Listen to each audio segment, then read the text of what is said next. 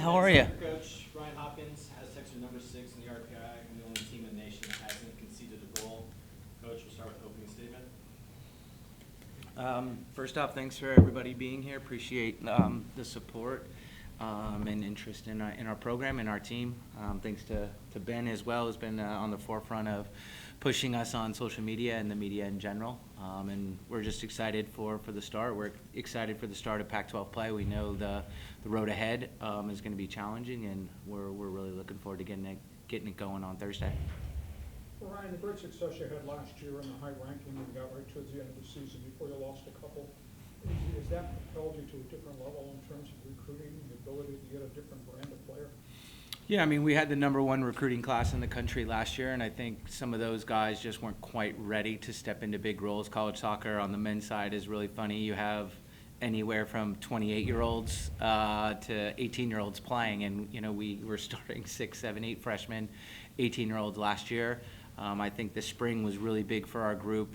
It was my first spring that we had a core returning group, and we had a phenomenal spring, got some great results against professional teams, other Division I teams, and I think it really carried over. And then we added 4 to 5 grad transfers and 1 normal transfer that has brought great experience and leadership and character, and it's been really fun to just watch it all mesh together to what you're seeing on the field right now.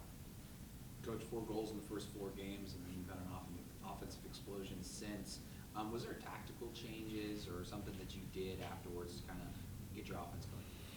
No, I think it was just all the pieces coming together and getting to know each other. It takes some time. In college soccer, we had 3 practices together before our first exhibition, so there's just not a lot of time. As good as our players are, our system is very reliant on each other. And utilizing each other in movement of the ball and movement of players, and that takes a little bit of time. And we're playing a very, very good Denver team on the road to open up the season, who doesn't give up many goals. And so I think it's just continued work on the practice field, in the film room, and just guys getting to know each other a lot better too. Have you talked to your team about just the adversity that inevitably comes over the course of a season, right? I mean, especially as you step into Pac-12 play, I imagine you will probably concede a goal at some point this season. If not, it'll be a pretty nice year. But how do you deal with the kind of inevitable adversity that will present itself? It's a great point. Actually, and I think you always have a feeling about groups, when you get around good teams. And our group actually wanted to call a team meeting. Today's usually our video day from Utah Tech, video clips from Utah Tech, and our team wanted to call a team meeting today, and we did a little SWOT analysis of just our strengths, our weaknesses, opportunities, and threats coming up. And I thought that showed just a really dialed-in group, a really experienced group to call that on their own. And it was a great meeting, and we talked about a lot of those things. What happens? How do we respond when we score a goal?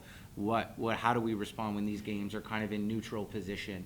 And our guys, I think, to be able to talk about that, again, shows a lot of leadership and a lot of character in the group. What are you telling your student athletes and then prospective student athletes, recruits, about San Diego State's soccer future? You have one eye, obviously, on 2023. You always have an eye on the future as well. So how are you navigating that? Yeah, I mean, for me, from a 10,000-foot view, I put all my trust in JD and Adela. I know they value men's soccer, and they value soccer in the region and the community and the school. So for me, I just let them deal with that, and I control what I can control with the group. And for me, it's the Pac-12 was a part of our selling point of our recruiting, but I think we have so many other things going here. We have, I think Forbes listed us as the 16th best public school in the country. Just recently, we have, the best life skills program in the country, and Aztecs going pro. We have a wonderful education you can get here. We have guys that you can come here and turn professional. I believe we have a really good coaching staff that's developing players for that level. So for me, I think we have so many good things going. I think, maybe the Pac-12 was, the sprinkles on top of a pretty good Sunday. But, I'm not a sprinkles guy, so I think we got a pretty good thing going. What do you do schedule-wise when the Pac-12 breaks up? Will you continue to play the Huskies of Oregon as a non-conference game? And what's gonna happen to your schedule? Yeah, we've talked about a lot of different, models and different things like that. I think we have to wait for, some bigger dominoes above men's soccer to sort themselves out here, in different parts of the country. So, yeah, we've already had some of those conversations with, some of those teams leaving, to where, they're not gonna wanna travel to the East Coast all the time to get non-conference games. So we've had a good kind of text thread going with a lot of the Pac-12, current coaches of how we can continue to schedule each other and, continue some of those, kind of Pac-12 rivalries we've had in men's soccer. I know you can't speak for your players, but what's the overall sense from the players about all of that? About the conference stuff? conference. Honestly, they haven't asked too many questions. Just a few questions. I think they kind of feel the same way because of how we recruited them. It wasn't a huge part of the recruiting pitch, and I think they're, here for bigger reasons, than even, just a soccer conference. They want to win. They want to have access to the NCAA tournament. They want to get a great education, and they want to have a chance to be a professional. And I think all those things don't really change no matter what conference we're in. How hard is it to become a NCAA tournament team? Have you found a way to jump that line? It's really hard, yeah. I think our sport with only 48 qualifiers, in a sport where there's so much parity.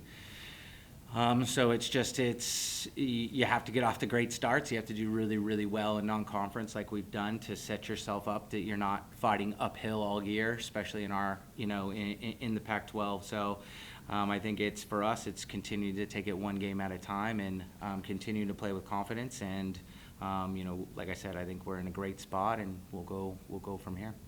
For people who don't know, Pac-12 is a pretty tough conference. Every game that you have to be at your best. Could you describe the task that's in front of you? Yeah, we just tell our guys every game's like an NCAA tournament game, so we feel we're already in the NCAA tournament. Every game's going to have its own little stories. There's going to be peaks and valleys throughout. And I think for us, it's just kind of trying to continue a steady mind frame and mindset of bad things are going to happen. There's going to be adversity. How do we manage that? How do we bounce back from bad moments? And how do we continue to play to our identity? And I think that's been a big thing of this group is we found out really quickly who we were and who we were not. And our guys have bought into that identity. And I think if we stay true to that, I think we're going to be a pretty tough team to beat. Could you describe that identity, please? Yeah, absolutely. Obviously it's rooted in everybody defends. Everybody works very, very hard on the defensive side. I think you can watch our front four, who's really our attacking group, and the work they put in. We obviously have the GPS miles, GPS data. Our guys are running 2,400 meters of high-speed distance, 10 miles a game. And then I expect them to also score goals. So a lot of credit goes to the front four. Our two central midfielders cover a lot of ground also in the system. And then, when those lines get broken, I think our back line, and we have an elite goalkeeper who can come up with big saves. So I think it's rooted in that idea of pressing. And really, I trick them and tell them it's so we can score goals higher up the field, at least with the front four. So pressing to score goals is kind of our mantra with that, and so far they bought into that. And then, yeah, I think on the attacking side, we very much we want to play the ball forward. We want to be an exciting attacking team, getting in behind teams, controlling territory a big. I've even got Ben going on some of my stats. We want to have 60% of our possession in our opponent's half. We're not as worried about raw possession numbers as much as we want 60% of our possession in our opponent's half. We want to play in our opponent's half. We want to create what we call PBEs, penalty box entries. We want 20 of those a game. So I think it's coupled with our KPIs, our key performance indicators, and then kind of with that identity I described of being on the front foot, being in our opponent's half, being aggressive, and creating a little bit of chaos that way. As you grow this program, and obviously jump into the NCAA be the next step, next progression. What's the difference between Washington, Stanford, North Carolina, or back in the day, Oneonta and Hartwick as soccer powers? Where is San Diego State on that ladder of being closer to them rather than where the program's been? Yeah, that's a really good question. I would say this. you know, this program was in the national final in 1987, which maybe I'm ashamed to admit was in my lifetime. So, was not that long ago. And I think the facilities that we have, the infrastructure that we have in place and that's growing, the fertile recruiting ground, and I think the experiences that, you know, we're building within the group, I think we can get to, you know, that level. You know, I look at my own career coaching path, you know, and University of Denver and University of Virginia are the two that really, you know, kind of stick out. And I think University of Denver was about how to build a program to get to that level. And we were fortunate enough to, you know, get to a Final Four in 2016. And then I think going to a place like Virginia was about how do you maintain an elite program. And, you know, the experiences that I had there, obviously getting to a national final as well in 2019.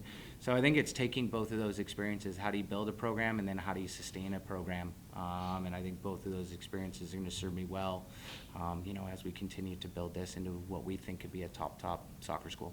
With the success the Loyola have had, and obviously the welcome that the Wave have gotten and MLS coming, is there a way to penetrate that fan base and market your program to say, hey, come stand on the deck and watch us play? Absolutely. I mean, it's free to come out to our games, so there's no cheaper ticket in town.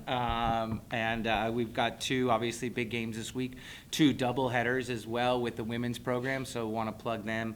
I think Ben, our SID, told me the other day we're combined top 10 wins in the program between men's and women's programs, so we have a fantastic program, so want to plug them as well. But yeah, come out, watch us free. Sunday's a big game. There's going to be face painting. It's like a youth day, so there'll be face painting and autographs. We have our big game coming up October 14th against USD at Snapdragon Stadium, which will be exciting.